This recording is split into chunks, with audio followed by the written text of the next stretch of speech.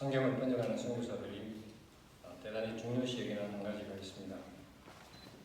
그것은 성경 안에 나오는 주요 용어를 통일시켜야 한다는 것입니다. 하나님은 계속 하나님으로 번역되어야 하고 하느님이나 신과 같은 다른 용어가 섞이면 안 됩니다. 성령은 성신이란 용어가 섞여서도 안 되죠.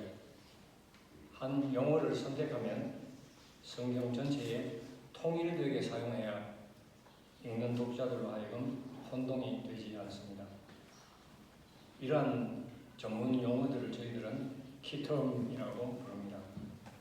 제가 성경 번역 컨설턴트로서 일하면서 후배 선교사님들이 번역한 성경을 점검할 때 가장 중요하게 점검하는 것 중 하나가 이러한 키텀들이 전체 성경에 통일되어 있느냐라고 하는 점입니다. 성경 번역 과정에서 특히 구약을 번역할 때 제일 어려운 키텀 중 하나가 제가 오늘 설교할 제목인 헤셋, 인자, 하나님의 인자하심입니다. 정확한 히브리 발음은 헤세드이지만 일반적으로 영어로 헤세드라고 적기 때문에 편의상 오늘은 헤세드라고 부르겠습니다. 마이클 카드라고 하는 분은 이 헤세드라는 한 단어를 연구하여서 179쪽의 책을 저술했는데 그의 책 제목은 표현할 수 없는 헤세드와 하나님의 인자하심의 신비라고 하는 책입니다. 이분이 책 제목을 표현할 수 없는 헤세드라고 말하는 것은 그만큼 이 헤세드의 뜻이 광범위하고 동시에 그 내용 자체가 신비하기 때문입니다. 구약에는 이 헤세드라고 하는 단어가 250회가 나오는 아주 중요한 단어인데 히브리어에서 각 다른 언어로 번역하면서 번역상에 문제가 생기기 시작했습니다. 유대인들이 바벨론의 포로가 되는 것을 기점으로 주위 나라로 흩어졌던 유대인들이 히브리 말을 잊어버리게 되는데 나중 헬라어가 세상의 중심이 되면서 헬라어만 아는 유대인들이 히브리 성경을 읽을 수 있도록 히브리 구약 성경을 70명의 학자들이 헬라어로 번역한 셉투아진트는 이 헤세드를 멀시, 자비로 번역했습니다. 경우에 따라서는 자비란 단어 외에 은혜, 희망, 영광, 거룩으로도 번역을 했습니다. 킹 제임스 버전은 위에서 말한 셉투아진트의 영향을 받아서 멀시, 자비로도 번역했지만 친절, 사랑하는 친절, 러빙 카인드네스로 번역했지만 대부분의 헤세드를 러빙 카인드로서 번역했습니다. 영어 번역 중 요즘 제일 많이 읽혀지는 뉴 인터내셔널 버전에서는 멀시로도 번역을 했지만 대부분의 헤세드를 사랑으로 번역했고 친절 혹은 unfailing love, 실패하지 않는 사랑, 틀림없는 사랑으로도 번역을 했습니다. 그리고 covenant of love, 언약, 사랑의 언약으로도 번역하고 있습니다. 여기서 말씀드린 것은 한두 번씩 사용된 번역은 아예 빼고 말씀드리지 않은 것입니다. The Message라고 불리는 유진 피터슨이 번역한 성경은 요즘 젊은이들이 많이 보는 영어 성경입니다. 이 성경은 헤세드라고 하는 단어를 NIV와 같이 주로 사랑으로 번역했지만 그 외에 45가지 다른 단어로도 번역을 했습니다. 제가 여러분들이 별로 관심을 가지지 않을 이런 숫자를 배열한 것은 그만큼 이 단어의 뜻이 다양하다는 뜻입니다. 서두에 말씀드렸듯이 성경의 주요 용어들은 성경 전체에 통일되게 번역해야 하는데 이 헤세드라고 하는 단어는 번역자들에 의해 한 단어로 번역되지 않고 여러 가지 다른 단어로 번역한 것은 이 헤세드라는 단어가 마이클 카드의 책 제목과 같이 표현할 수 없는 무궁무진한 신비로운 단어이기 때문에 컨텍스트 상황에 맞추어 각각 다르게 번역했다는 것입니다. 사람의 얼굴로 표현한다면 천의 얼굴을 가진 단어라고 볼 수 있을 것입니다. 그냥 말로만 설명하면 이해하시기 어려울 것 같아 예를 들어 보겠습니다. 창세기 24장은 아브라함의 요청에 따라 아브라함의 종 엘리에셀이 이삭의 아내 될 사람을 구하러 아브라함의 고향 메소포타미아 나홀로 찾아가는 장면을 설명하고 있습니다. 24장의 긴 이야기 중에는 헤세드라고 하는 단어가 4번 나오는데 3가지가 서로 다른 단어로 번역되어 있습니다. 24장 12절입니다. 여호와여 원하건대 오늘 나에게 순조롭게 만나게 하사 내 주인 아브라함에게 은혜를 베푸시옵소서. 24장 14절에는 이로 내 주인에게 은혜 베푸심을 내가 알겠나이다. 하지만 24장 27절에는 나의 주인 아브라함의 하나님 여호와를 찬송하나이다. 나의 주인에게 주의 사랑, 헤세드를 사랑으로 번역하고 있습니다. 사랑과 성실을 거치지 아니하셨사오며 24장 48절에는 이제 당신들이 인자함과 진실함으로 내 주인을 대접하려고 내게 알게 해주셔서 내가 우로든지 좌로든지 행하게 하소서. 창세기 24장 한 장에서는 헤세드라고 하는 단어는 4번 나오는데 은혜, 사랑, 인자하면 서로 다른 3가지 단어로 번역되었습니다. 이 단어의 뜻이 상당히 다양함을 여러분들이 이제 조금 느끼실 수 있기를 바랍니다. 이런 관계로 이 단어에 대해 관심을 갖고 연구한 성경학자들이 많습니다. 그중 원조 역할을 한 사람은 독일의 넬슨 글리크라고 하는 사람입니다. 그는 1927년 독일어로 박사 논문을 썼습니다. 글리크는 이 논문에서 이 헤세드라는 단어가 갖고 있는 다양성과 신비성을 분석하면서 이 헤세드라는 단어 안에 일방적인 관계와 양방향적 상호간의 관계가 있음을 적고 있습니다.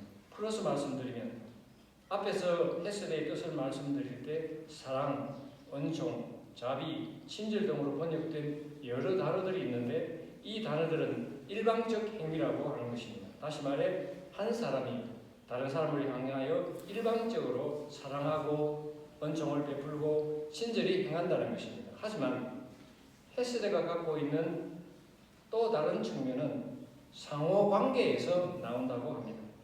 그리스는 그 상호관계는 한편은 혜택을 베푸는 사람이고 다른 한쪽은 그 혜택을 받는 쪽이 되어서 상호간의 약속 혹은 언약 관계에서 사용되고 있다는 것입니다. 결혼 약속, 친구 약속, 동맹 약속, 그리고 언약의 약속 등이 그러한 상호관계에서 나오는 것들입니다. 특별히 이 단어가 하나님과 연관되어 사용될 경우는 대부분 하나님과 언약을 맺은 이스라엘의 상호 약정 관계에서 나오는 뜻이 됩니다. 언약을 체결했기에 서로 언약의 당사자인 이스라엘이 하나님을 배반하더라도 하나님께서는 어떻게 하든 이 언약 관계를 깨지 않으시고 그 관계에 충실하려고 하시는 의지가 사랑이나 자비나 은혜 그리고 everlasting love, 영원한 사랑, unfailing love, 깨어지지 않을 것, 실패하지 않을 것, 틀림없는 사랑 등으로 나타났다는 것이 그리스의 주장입니다. 성경의 언약과 연관해서 언약과 헤세드가 함께 나오는 성경 3군데를 소개해드립니다. 첫째는 역대하 6장 14절입니다. 이르되 이스라엘의 하나님 여호와의 천지에 주와 같은 신이 없나이다. 주께서는 온 마음으로 주의 앞에서 행하는 주의 종들에게 언약을 지키시고 은혜 헤세드를 베푸시나이다. 그리고 느헤미야 1장 5절에는 이르되 하늘의 하나님 여호와 크고 두려우신 하나님이여 주를 사랑하고 주의 계명을 지키는 자에게 언약을 지키시며 긍휼 헤세드를 베푸시는 주여 간구하나이다. 그리고 시편 106편 44, 45절에서는 그러나 여호와께서 그들의 부르짖음을 들으실 때에 그들의 고통을 돌보시며 그들을 위하여 그의 언약을 기억하시고 그 크신 인자하심 헤세드를 따라 뜻을 돌이키사 그들을 사로잡은 모든 자에게서 긍휼히 여김을 받게 하셨도다. 위에서 언급한 세 구절에서도 동일한 헤세드라고 하는 단어가 우리 한글 번역에는 은혜, 긍휼, 그리고 인자하심이란 3가지 다른 단어로 번역되어 있는데 이 3구절의 공통점이 있다면 모두 언약과 연관되어 있다는 것입니다. 동일한 키텀인데 왜 각각 다르게 번역하는 것일까요? 앞서 말씀드렸듯이 그만큼 이 헤세드의 뜻이 다양하기 때문이지 잘못 번역한 것은 아니라는 것입니다. 다시 말하면 하나님이여, 하나님은 우리와 언약을 맺으신 분입니다. 그런 거로 저희에게 은혜와 긍휼과 인자하심을 베풀어 주십시오 라고 하는 뜻으로 받아들일 수 있는 말씀입니다. 역사적으로 보면 하나님께서는 아브라함과 언약을 맺었습니다. 그래서 하나님 편에서는 아브라함의 자손들을 통하여 이스라엘 나라를 이루고 그들에게 하나님의 복을 내려주셨습니다. 그러나 하나님과 언약을 맺은 이스라엘 백성들은 끊임없이 하나님을 배반하고 하나님과 맺은 언약을 깨뜨렸습니다. 이렇게 이스라엘 백성들이 하나님과 맺은 언약을 깨뜨릴 경우 언약 관계의 당사자인 하나님께서는 이스라엘 백성들을 심판하고 저주할 수 있도록 되어 있습니다. 신명기 28장에는 이러한 축복과 저주에 대해서 잘 말씀하고 있습니다. 하나님의 28장 1절에서 19절에는 하나님의 말씀을 잘 듣고 그 계명을 따라 살 경우 하나님께서 주실 복이 있지만 같은 신명기 28장 20절 이하에는 만약 이스라엘 백성들이 악을 행하고 하나님을 잊어버릴 경우 받을 저주가 68절까지 아주 길게 나열되어 있습니다. 헤세드란 하나님과 언약 관계에 있는 이들이 그 언약 관계를 깨므로 말미암아 신명기 28장의 저주를 받아 마땅한 상황이지만 아브라함과 맺은 언약의 약속의 근거에서 저주를 좀 내리지 마시고 용서해 주십시오 라고 하는 뜻이 이 헤세드라는 단어를 사용해서 하나님의 인자하심에 의지해서 빌고 있는 것입니다. 이런 상황을 시편 25편에서 다윗이 잘 설명해주고 있습니다. 다윗은 그의 시편 25편 6절 7절에서 이렇게 하나님께 기도하고 있습니다. 여호와여, 주의 긍휼하심과 인자하심 헤세드가 영원부터 있었사오니 주의 이것들을 기억하옵소서. 여호와여, 내 젊은 시절의 죄와 허물을 기억하지 마시고 주의 인자하심 헤세드를 따라 주께서 나를 기억하시되 주의 선하심으로 하옵소서. 여기서 다윗은 하나님의 인자하심을 두 번 언급하는데 그 두 번의 인자하심 사이에 자신의 죄와 허물을 넣어놓았습니다. 하나님, 당신은 인자하신 분이십니다. 하지만 저는 죄와 허물이 많은 사람입니다. 하나님, 당신의 그 인자하심 헤세드로 저의 죄를 기억하지 말아 주십시오 라고 하나님께 외치고 있는 것입니다. 하나님의 인자하심에 기초해서 자신을 용서해 주실 것을 간청하고 있는 것입니다. 이것은 아주 단순해 보이지만 우리가 하나님께 기도 드릴 때 가져야 할 가장 기본적인 마음가짐입니다. 하나님, 당신은 정말로 인자하신 하나님이십니다. 하지만 하나님, 저는 죄인입니다. 당신의 인자하심으로 저의 죄를 덮어 주시옵소서. 모세가 이스라엘 백성들을 이끌고 출애굽하여 시내산 인근에 이르렀을 때 하나님께서는 모세를 통해 십계명을 주십니다. 모세가 하나님과 만나 계명들을 받고 있는 40일 동안 이스라엘 백성들은 모세를 기다리는 것을 참지 못하고 모세의 형 아론을 통해 금송아지를 만들고 그 금송아지가 자기들을 애굽에서 이끌어낸 신이라고 외칩니다. 이것을 보신 하나님께서 대노하셔서 이스라엘 백성들을 모두 멸망시키려고 하십니다. 이때 모세는 하나님께 아브라함과 이삭과 야곱과 맺은 언약을 기억하시고 이스라엘을 향한 진노를 푸십시오라고 간청드립니다. 하나님께서는 모세의 간청을 들으시고 그리고 그 언약을 기억하시고 모세가 두 번째 십계명을 받기 위해 깎아 만든 두 돌판을 들고 시내산에 올라갔을 때 하나님께서는 자신의 이름과 자신의 성품이 어떤가에 대해 선포하십니다. 오늘 본문으로 읽은 출애굽기 34장 5절에서 7절은 이렇게 말씀하십니다. 여호와께서 구름 가운데 강림하사 그와 함께 거기 서서 여호와의 이름을 선포하실세 여호와께서 그의 앞으로 지나시며 선포하시되 여호와라 여호와라 자비롭고 은혜롭고 노하기를 더디하고 인자 헤세드가 진실이 많은 하나님이라 인자를 천대까지 베풀며 악과 과실과 죄를 용서하리라. 그러나 벌을 면제하지는 아니하고 하나님의 아버지의 악행을 자손 3, 4대까지 보응하리라.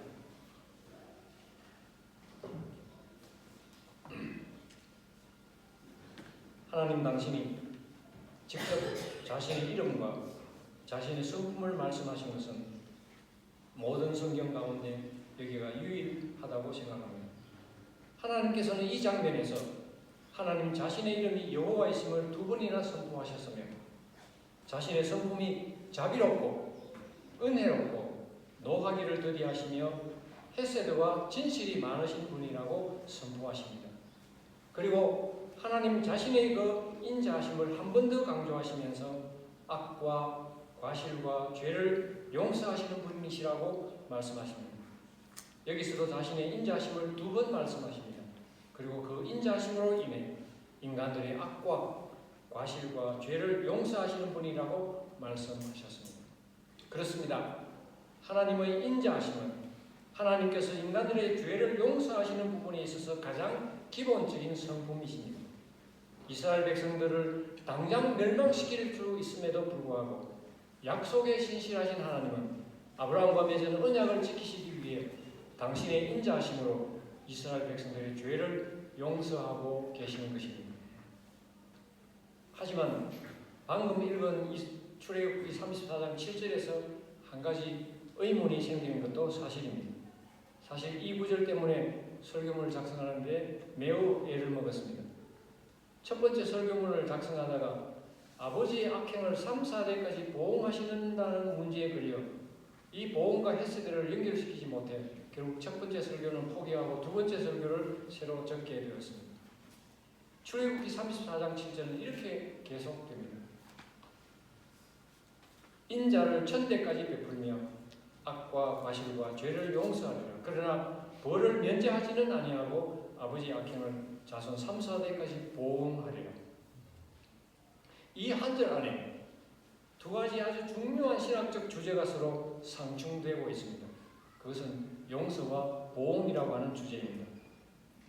그러면 하나님께서는 언제까지 용서하시고 그 언제부터 더 이상 참지 않으시고 보응하시는 걸까요? 이 질문은 여기서만이 아니라 저희 성경 공부 내내 계속 질문되어 중요한 질문입니다. 여기에 대해 대답해 줄 수 있는 두 군데 성경 구절을 찾아보겠습니다.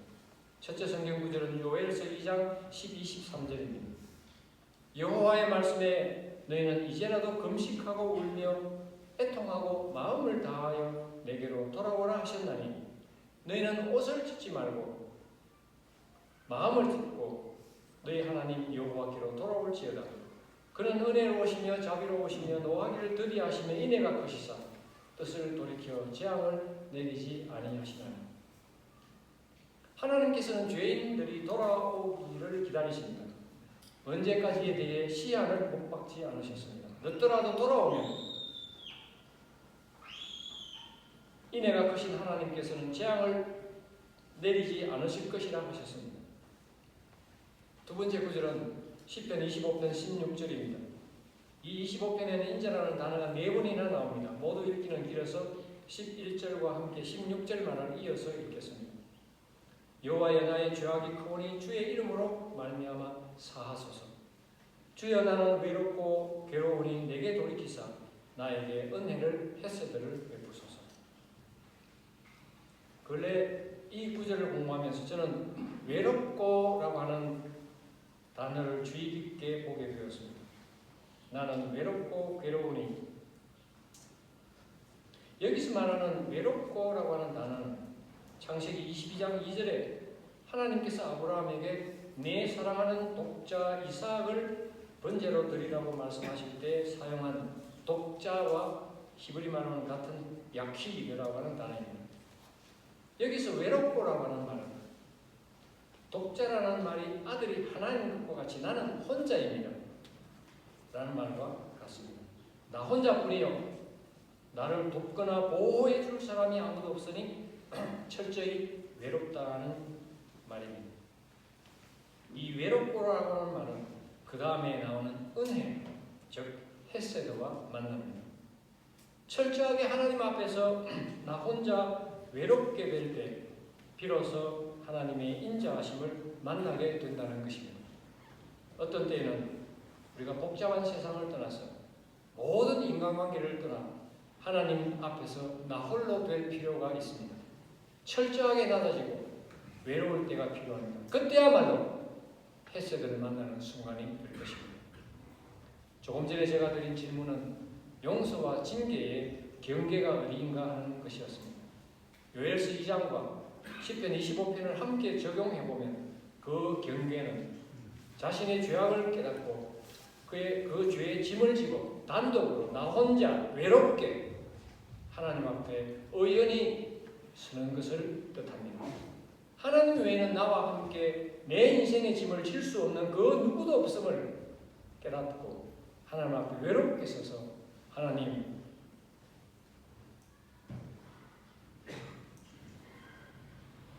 나를 도와주십시오. 나 혼자 부릅니다. 라고 부르시질 때 하나님의 인장, 인애, 은혜의 헤세드가 개입하게 될 것입니다. 주여 나는 외롭고 공고하오니 내게 돌이키사 나에게 은혜를 베푸소서라고 부르짖으며 하나님 앞에 설 때 하나님의 인자로 말미암은 구원이 따르면 그러지 못할 때는 결국 하나님의 심판과 징계가 따를 것입니다. 그래서 하나님 앞에 나홀로 서는 것이 그 경계선이라고 저는 말씀드리고 싶습니다.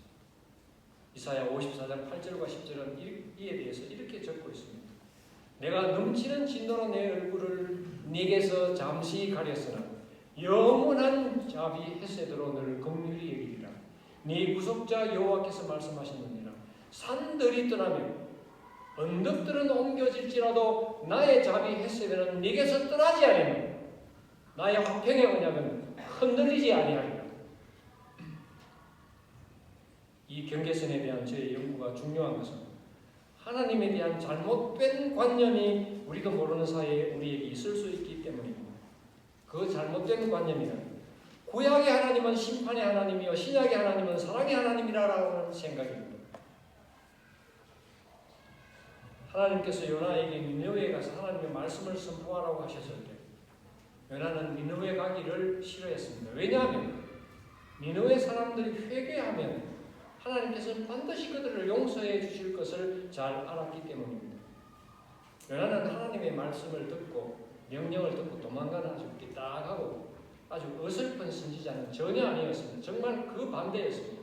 하나님의 성품을 정확하게 파악하고 있는 아주 훌륭한 선지자였습니다. 요나는 이스라엘을 괴롭히는 아수르의 수도 니느웨 성이 멸망되기를 바랐습니다. 그래서 그는 다시스로 도망하였고 결국 다시 니느웨로 돌아왔지만 3일길이나 되는 큰 성 니느웨에 딸랑 하루만 하나님의 말씀을 외치고는 산 능선에 올라가 니느웨가 어떻게 멸망당하는지를 보기를 원하고 있었습니다. 니느웨가 자신이 하루만 외친 말씀을 듣고도 회개의 역사가 일어나자 요나는 이것이 너무너무 싫어서 하나님께 막 불평을 쏟아붓습니다. 요나서 4장 2절은 이때 요나가 한 불평의 내용입니다. 이 부분은 하나님께서 모세에게 직접 자신의 이름과 성품을 말씀하신 오늘 본문의 말씀이 출애굽기 34장 6절 7절과 동일합니다. 요나서 4장 1, 2절을 읽겠습니다. 요나가 매우 싫어하고 썩내며 여호와께 기도하여 이르되 여호와여 내가 고국에 있을 때 이러하겠다고 말씀하지 아니하셨습니까? 아니하였나이까? 그러므로 내가 빨리 다시스로 도망하였사오니 주께서는 은혜로우시며 자비로우시며 노하기를 더디하시니 이내가 크시사 뜻을 돌이켜 재앙을 내리지 아니하시는 하나님이신 줄 내가 알았음이니이다. 이 설교를 준비하면서 요나에게 다시 읽으면서 요나가 하나님의 성품을 좀 변질시켜 놓은 것을 알게 되었습니다. 출애굽기 34장에서 하나님의 성품은 이내가 크시사 노하기를 더디하시는 하나님인데 그 부분을 싹 바꾸어서 재앙을 아예 내리지 않으시는 하나님으로 바꾸어 놓았습니다.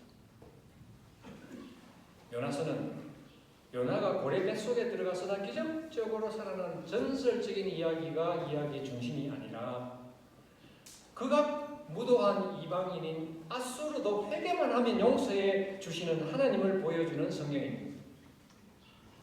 그런 거로 너희 이스라엘 백성들아 너희도 빨리 하나님께 돌아오라. 그러면 하나님께서는 노하기를 더디하시고 인자와 자비가 풍성하심으로 너희를 용서하실 것이라 라고 하는 말씀이 요나서의 주제입니다. 그러므로 구약의 하나님은 심판의 하나님, 신약의 하나님은 사랑의 하나님이라는 것으로 이해하는 것은 분명히 잘못된 것이라고 생각합니다. 저는 성경을 읽다가 질문이나 의문이 생기면 그 구절에 스티커를 붙이고 그 질문을 적어놓는 버릇이 있습니다. 요나서 4장에는 언제 붙여놓았는지는 모르지만 그 스티커에 이렇게 적혀 있습니다. 왜 하나님의 성품에 사랑이라는 단어가 없을까? 왜 하나님의 성품에 사랑이라는 단어가 없을까?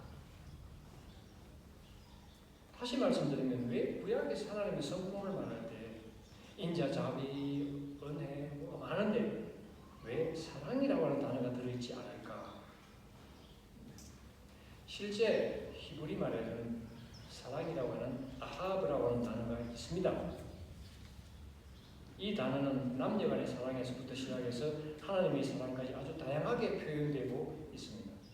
남녀간의 사랑을 살펴보면 창세기 24장 67절 이삭이 리브가를 인도하여 그의 어머니 사라의 장막으로 데리고 그를 맞이하여 아내로 삼고 사랑하였으니 이삭이 그의 어머니를 장미한 후에 위로를 얻었더라. 남녀간의 사랑입니다. 그 다음에 두 번째로는 이 아하브는 아버지와 아들 사이에 자녀와 부모 사이에도 적용이 됩니다. 창세기 22장 22절에는 여호와께서 이르시되 네 아들 네 사랑하는 독자 이삭을 데리고 그리고 이 아하브 즉 사랑이라는 단어는 하나님과 인간 사이의 사랑으로도 표현되고 있습니다. 신명기 4장 37절입니다. 여호와께서 네 조상들을 사랑하신 고로 그 후손인 너를 택하시고 큰 권능으로 친히 인도하여 애굽에서 나오게 하시며 이 아하브라는 단어는 구약 성경에서는 뭐 다르게 헤세드와 같이 이렇게 저렇게 다르게 번역된 적은 없고 모두 사랑이라는 단어로 통일되어 번역되었습니다. 아하브라고 하는 단어를 공부하면서 여전히 풀리지 않는 질문은 왜 하나님의 성품을 이야기할 때 이 좋은 사랑이라고 하는 이 아하브라고 하는 단어가 있음에도 불구하고 왜 이 단어를 사용하지 않았을까? 라고 하는 것이었습니다.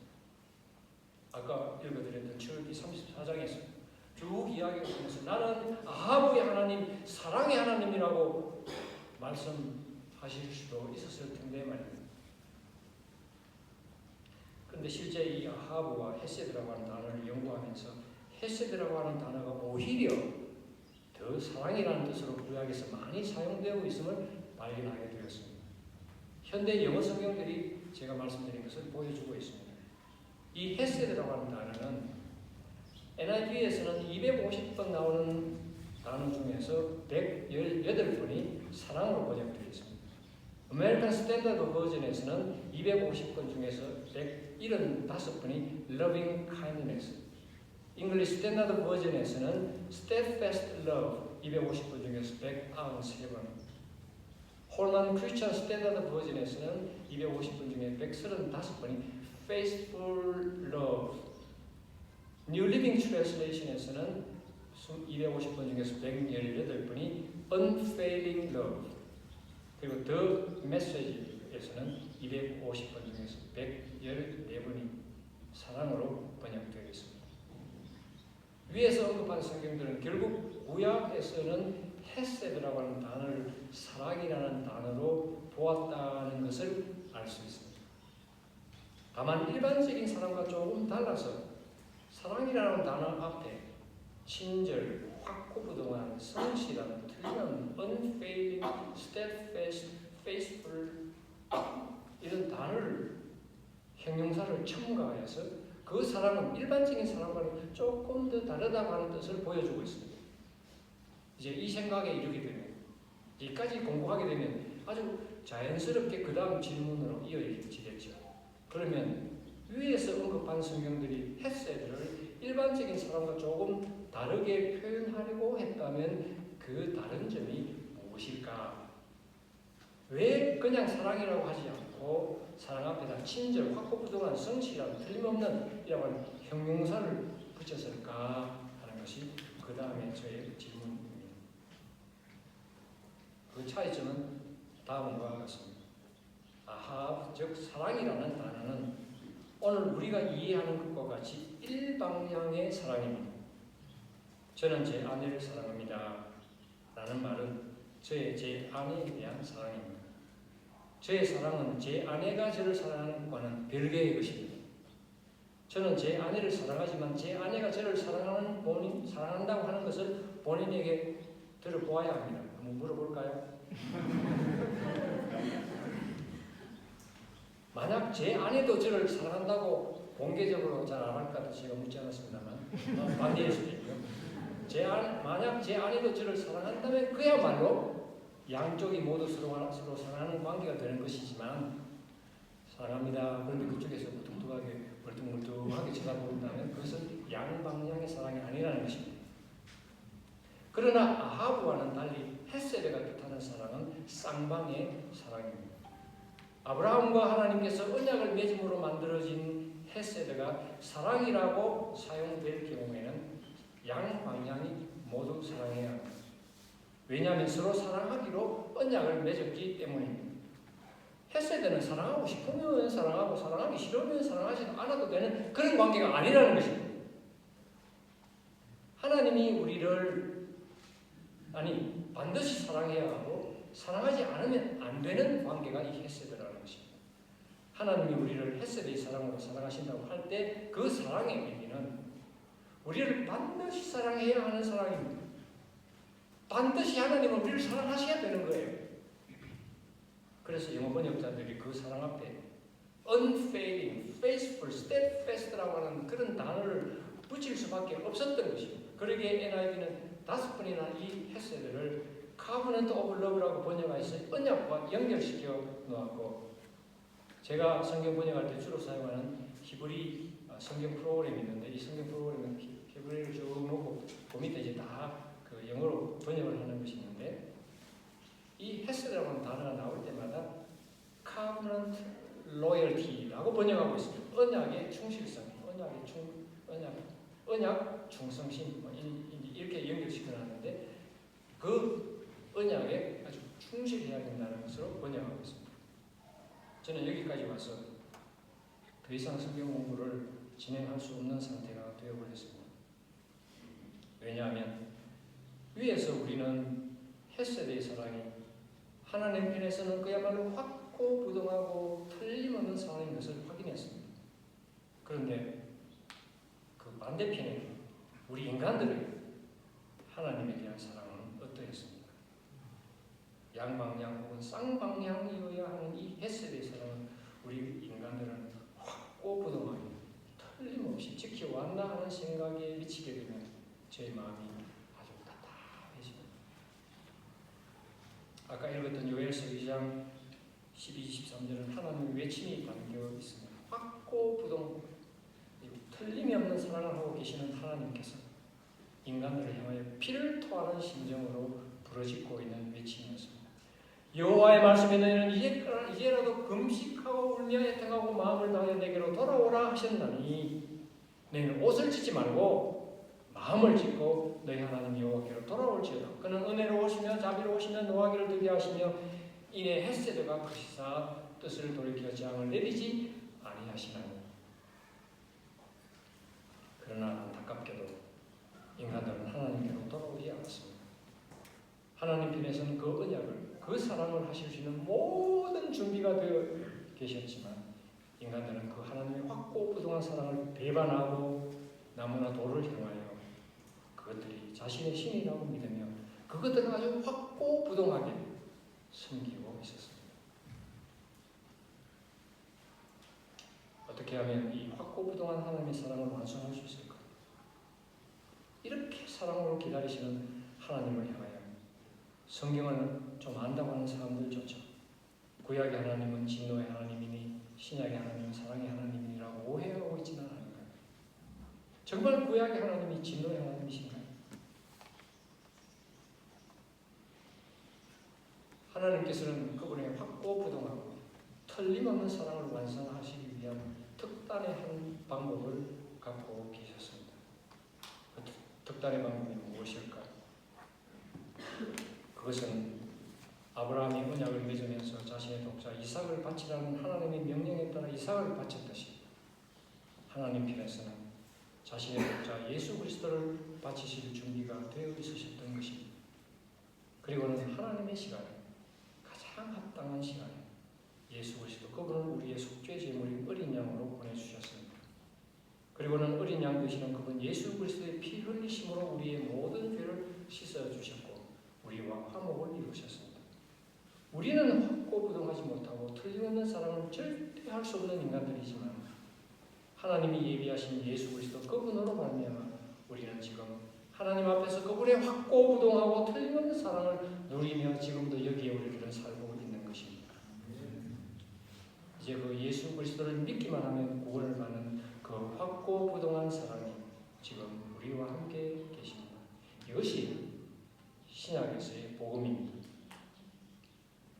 이 헤세드로 하는 한 단어 안에는 하나님과 아브라함 사이에 맺어졌던 언약, 모세의 언약, 그리고 다윗과의 언약, 그리고 모든 선지자들이 이스라엘 백성들을 향하여 피를 흘리며 부르짖었던 외침들, 그리고 궁극적으로는 예수 그리스도가 이 한 단어 안에 모두 녹아져서 들어있습니다.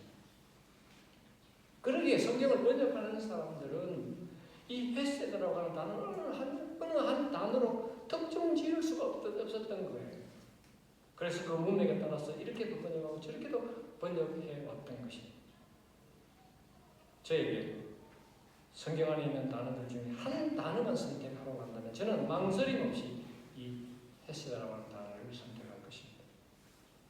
그래서 조시아 필러라고 하는 학자는 여호와의 헤세드, 만역과 유배 중에 희망을 공급함이라고 하는 논문에서 이 하나님의 헤세드를 구약의 복음이라고 말하고 있습니다.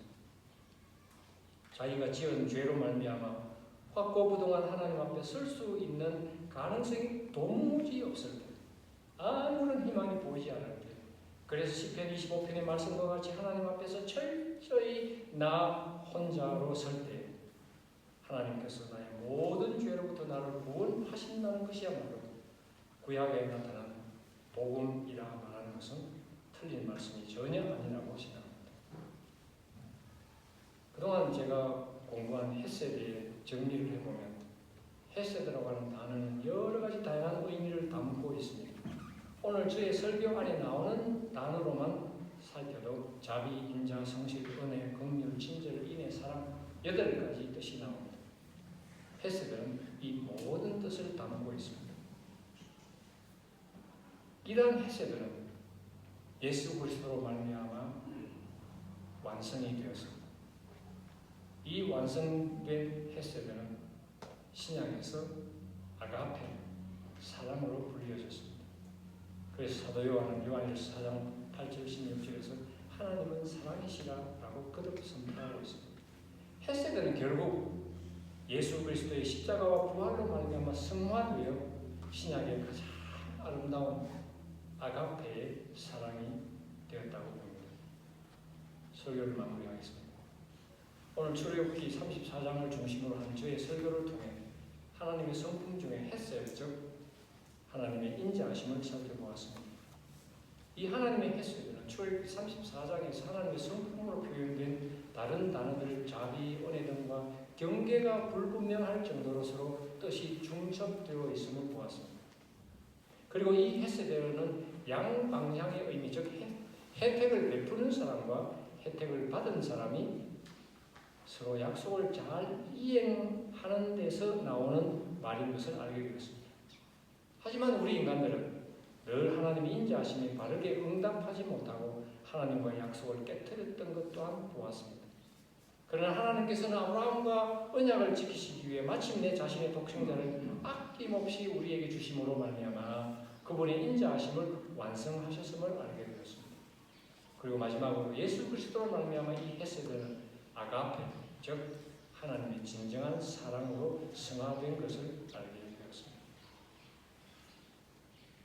이게 우리 인간들 편에서 하나님의 그 인자심에 반응할 차례가 되었습니다. 시편 25편의 말씀과 같이 하나님 앞에서 홀로서 외로운 독자가 되어 하나님 앞에 우리 자신을 내어놓을 필요가 있습니다. 그럴 때 하나님과 우리는 새로운 언약 관계를 회복하게 되고 하나님의 성품인 자비와 은혜와 인자하심을 온전히 맛보게 될 것입니다. 마지막으로 하나님의 인자하심, 즉 헤세드가 너무 귀해서 이 헤세드를 26번이나 반복해서 적은 시를 한 편 소개해 드리겠습니다. 시편 136편입니다. 전장을 읽기에는 시간이 부족해서 1절에서 9절까지만 읽겠습니다. 여호와께 감사하라. 그는 선하시며 그 인자하심이 영원하니로다. 신들 중에 뛰어난 하나님께 감사하라. 그 인자하심이 영원하니로다. 주들 중에 뛰어난 주께 감사하라. 그 인자하심이 영원하니로다.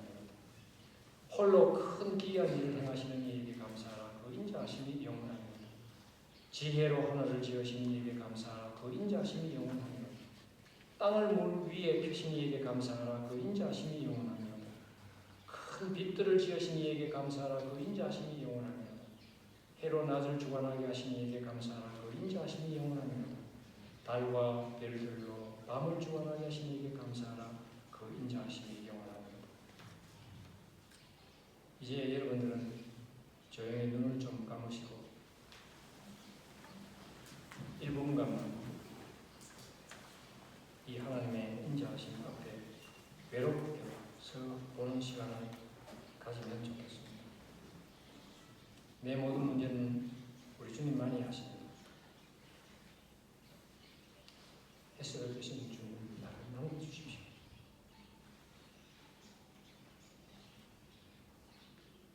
라고 하나님 앞에 외롭게 서면 좋겠습니다.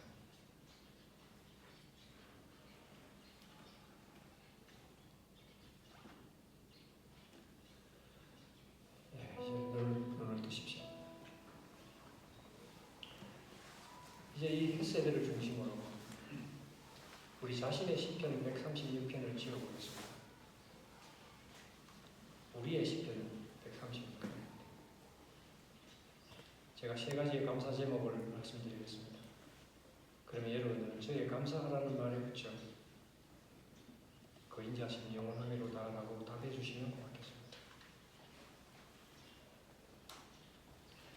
첫째, 하나님의 뜻을 이루시기 위해 우리를 네팔로 보내주신 헤세드의 하나님께 감사하라.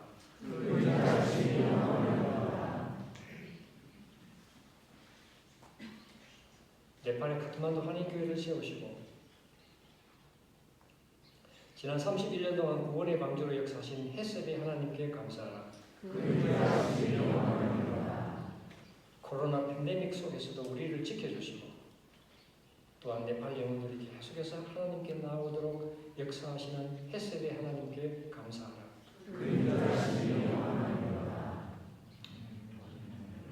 이제는 여러분의 차례입니다.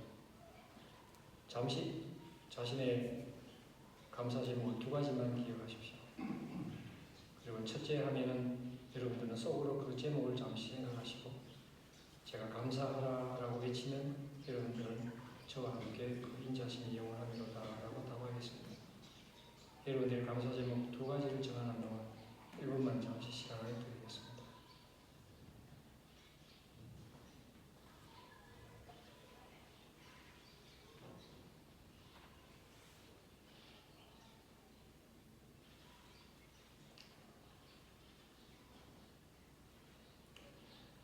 첫째, 여러분 생각하십시오. 헤세드의 하나님께 감사하라. 둘째, 헤세드의 하나님께 감사하라.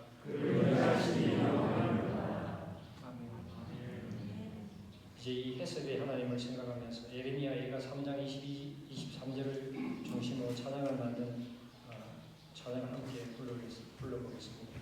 부르시면서 헤세드의 하나님을 우리 마음에 아주 깊이 새겨보시기 바랍니다.